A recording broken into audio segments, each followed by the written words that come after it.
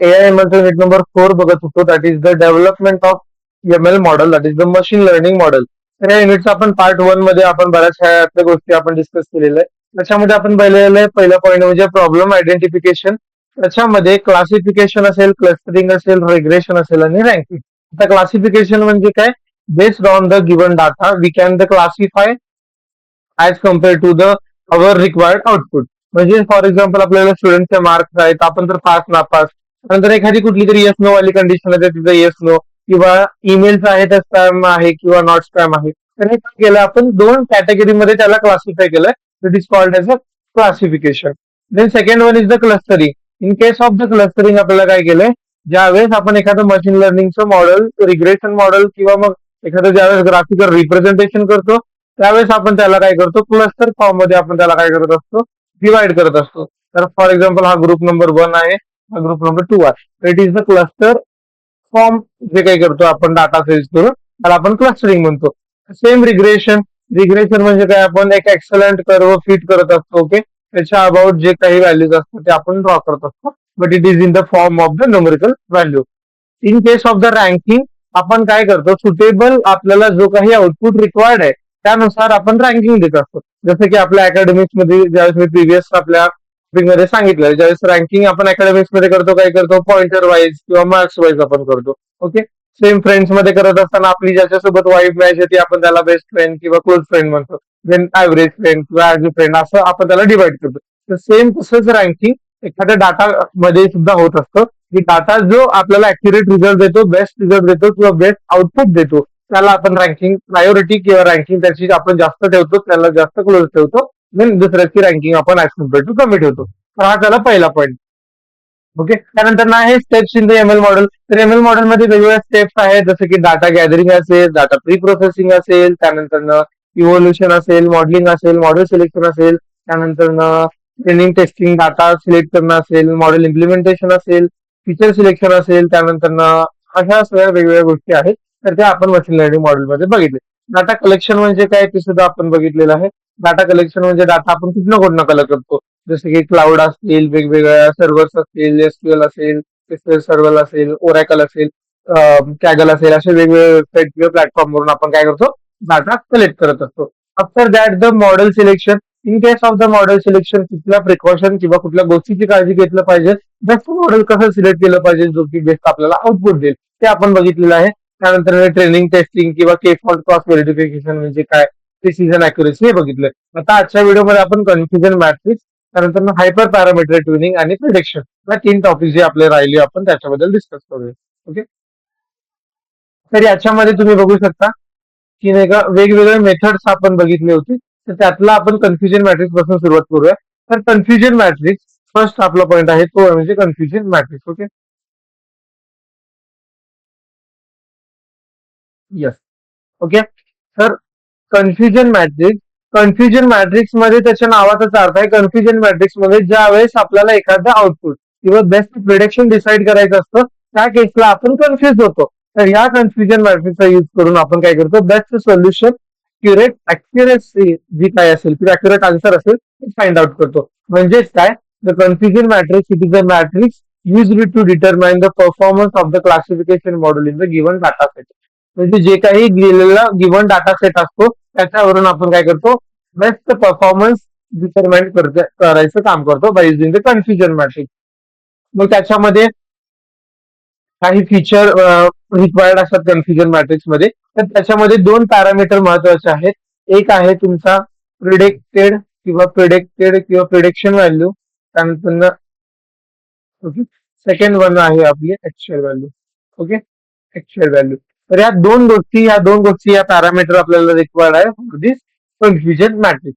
Predicted म्हणजे जो आपण मशीन लर्निंग मॉडेल तयार केलाय, तो मॉडेल किती प्रिडिक्ट केलाय ती.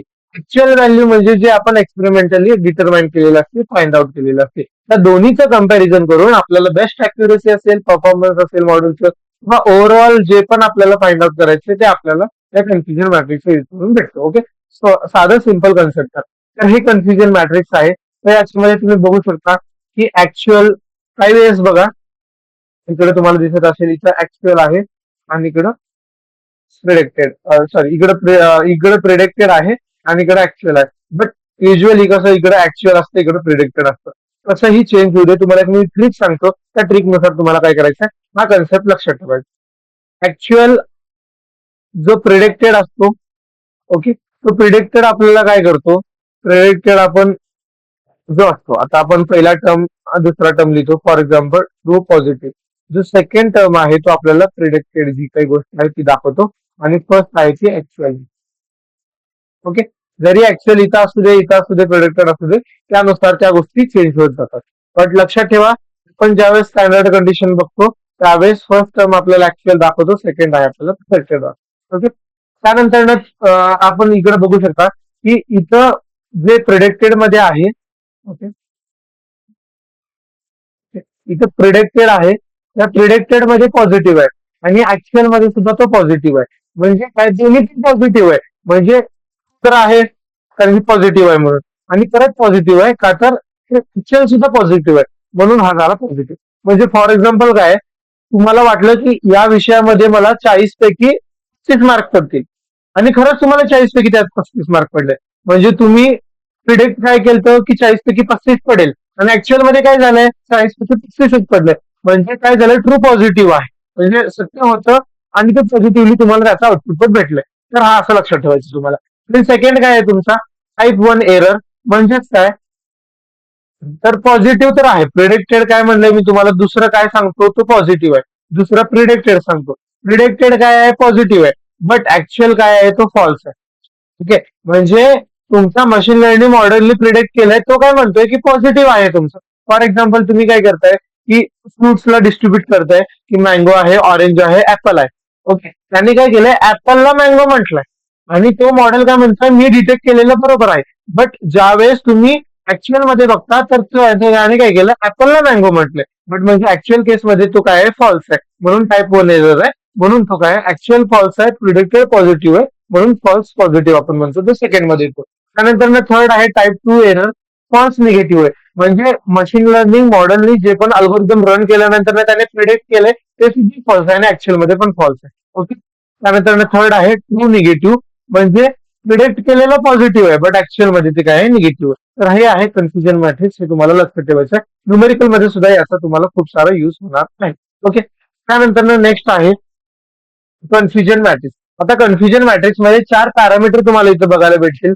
फॉर एक्झाम्पल ट्रू पॉझिटिव्ह असेल, ट्रू निगेटिव्ह असेल, या सगळ्या गोष्टी. आता ट्रू पॉझिटिव्ह पहिल्यांदा बघूया आपण, ट्रू निगेटिव्ह. ओके, फर्स्ट आहे true negative. The model has given the predicted is no and the real or the actual value is no. True negative म्हणजे काय, ज्या वेळेस मी तुम्हाला सांगितलं ट्रू निगेटिव्ह, फर्स्ट काय असतो तुमचा, ऍक्च्युअल असतो, सेकंड काय असतो, प्रिडिक्टेड. ओके, तर याच्यामध्ये ऍक्च्युअल जो आहे तो ट्रू आहे, बट जो प्रिडिक्टेड आहे तो फॉल्स.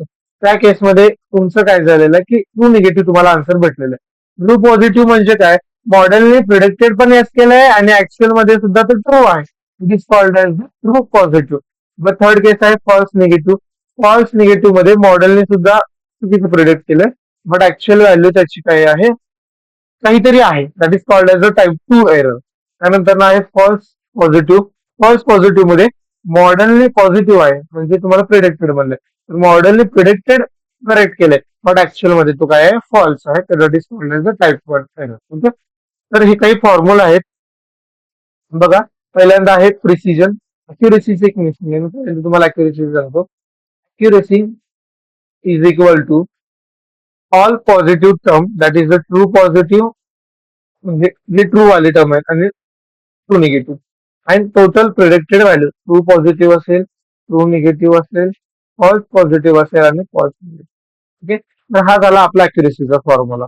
त्यानंतर प्रिसिजन. प्रिसिजन म्हणजे काय, true positive to the positive predicted value. आता ट्रू पॉझिटिव्ह म्हणजे ट्रू पॉझिटिव्ह येणार, पॉझिटिव्ह प्रिडिक्टेड व्हॅल्यू म्हणजे दोन्ही पॉझिटिव्ह पाहिजे, TP. Okay, is this called as a precision. रिकॉलची डेफिनेशन काय, true positive to the what, true positive and false negative, म्हणजे actual and the predicted value. म्हणजे true positive तर असणार आहे इथं, इन्स्टेड ऑफ द पॉझिटिव्ह काय असणार आहे, फॉल्स निगेटिव्ह आपल्याला येणार. त्यानंतर आहे एफ मेजर किंवा एफ स्कोर सुद्धा आपण याला म्हणतो. तर हा काय 2 into precision into recall divided by precision plus recall. Okay, divided by precision plus recall.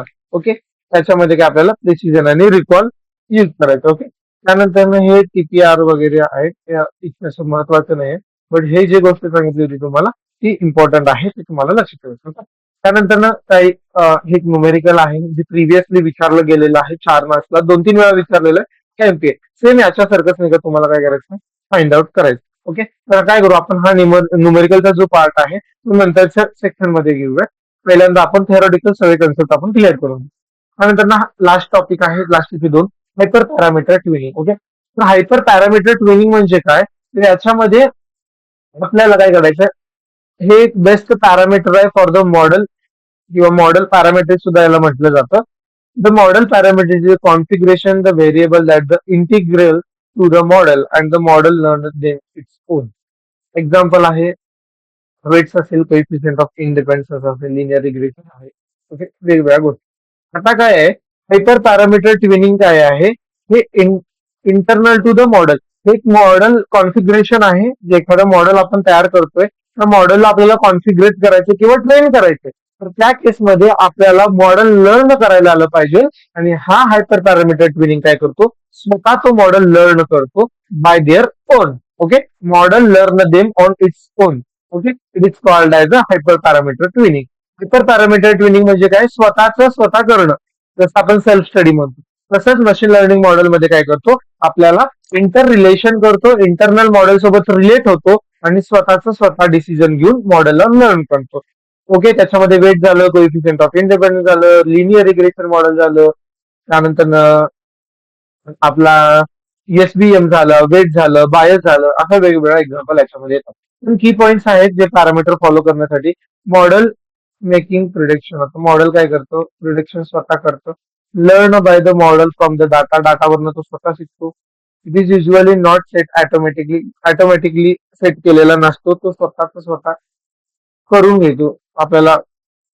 Okay, त्यानंतर the part of the key of the machine learning algorithm, model आणि की जे काही आहेत मशीन लर्निंग अल्गोरिदमचे, त्याच्या थ्रू तो लर्न करायचा पाहिजे. तर मॉडेल हायपर पॅरामीटर काय आहे, तर त्याच्यामध्ये आपण काय करतो, parameter that usually define the user control learning process. म्हणजे आता युजरची जी काही लर्निंग प्रोसेस आहे कंट्रोल करण्याची, तो हायपर पॅरामीटर ट्युनिंग काय करतो, तो स्वतः ऑलरेडी क्लिअरली डिफाईन करून घेतो आणि त्यानुसार तो कंट्रोल करतो आपल्या अल्गोरिदमला. सम की points and the in the model parameter, त्याच्यामध्ये मी ऑलरेडी सांगितलं की डिफाईन युजली नाही का, तो मॅन्युअली हे करतं, मॅन्युअल आपल्याला त्याला सेट करावा लागतो, त्यानंतर तो प्रोसेस करतो. Can not be expect from hyper parameter the given problem the best value can be determined trial and error method. म्हणजे ट्रायल अँड एरर मेथड वरून तो काय करतो, आपल्याला बेस्ट सुटेबल जे काही व्हॅल्यू असेल, रूल्स सेट अल्गोरिदमचा जे काही असेल तो फॉलो करून आपल्याला देतं.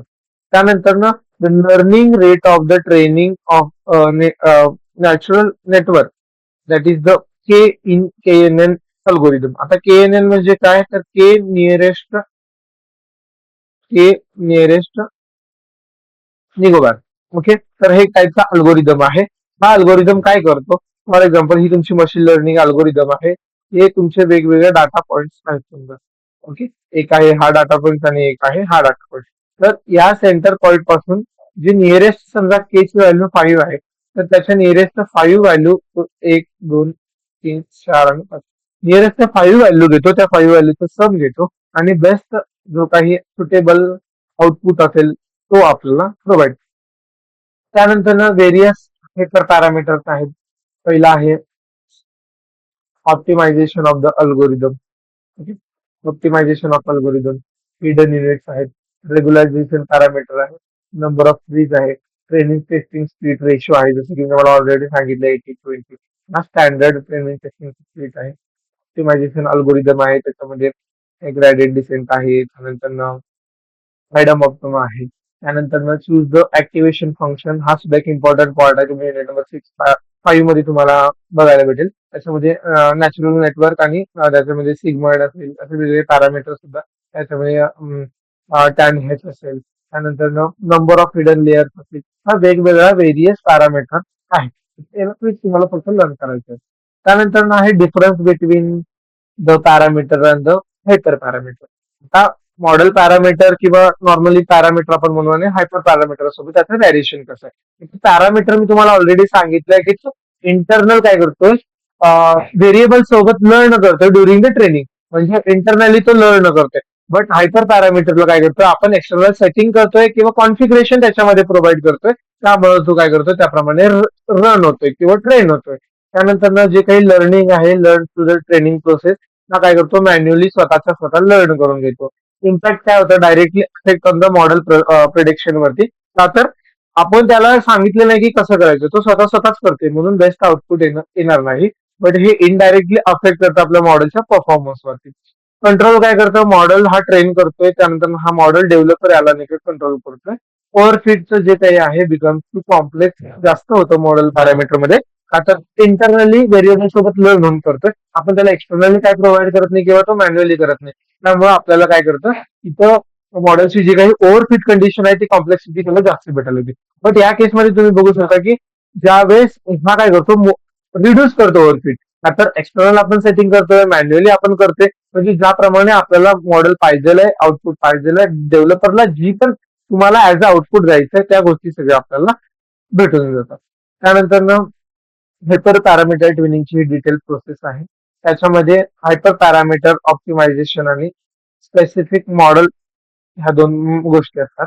तर the process of the selecting the best hyper parameter to use the hyper parameter tuning and the tuning process is known as the hyper parameter optimisation. The optimisation parameter use for optimising model. म्हणजे आता जी काही तुम्ही process select करता hyper parameter साठी त्याला काय म्हणतात, हायपर पॅरामीटर ट्युनिंग. म्हणजे आता तुम्हाला हे जे काही मी तुम्हाला प्रोसेसेस सांगितलेलं आहे, व्हेरियस पॅरामीटर, हे सिलेक्ट करणं म्हणजे हायपर पॅरामीटर ट्युनिंग झालं. आणि त्या हायपर पॅरामीटर ट्युनिंगला प्रोसेसला काय म्हणतात, तर हायपर पॅरामीटर ऑप्टिमायझेशन असे म्हणतात. त्यानंतर हायपर पॅरामीटर स्पेसिफिक मॉडेल, ह्याच्यामध्ये काय नंबर ऑफ लेअर, आपण नंबर ऑफ लेअर किती आहेत, 3 लेअर आहे नॅचरल नेटवर्कचा, त्यानंतर 2 लेअर्स आहेत. बेस्ड ऑन लेअर आपण काय करतो याला क्लासिफाय करत असतो. ओके, तर हे याच्यामध्ये डिटेल एक्सप्लेनेशन झालं. हा याच्या व्हिडिओचा आयएमपी पॉईंट आयएमपी टॉपिक होता. तर युनिट नंबर 4 चा वन शॉट आपण टोटली डिस्कस केलेला आहे. Each and every IMP point exam point of view important आहेत, आपण ते सगळे डिस्कस केलेले आहेत. ओके, तर मी तुम्हाला एकदा क्विक एक आयएमपी क्वेश्चन किंवा कसं लर्न करायचं मी ते तुम्हाला एक स्टेप सांगतो, त्यावेळी आपल्या गोष्टी आपल्याला महत्वाच्या. तर इथं मी कुठं तुम्हाला नाही का क्वेश्चन देतो. फर्स्ट आहे हायपर पॅरामीटर ट्युनिंग फिक्स करायचं आहे.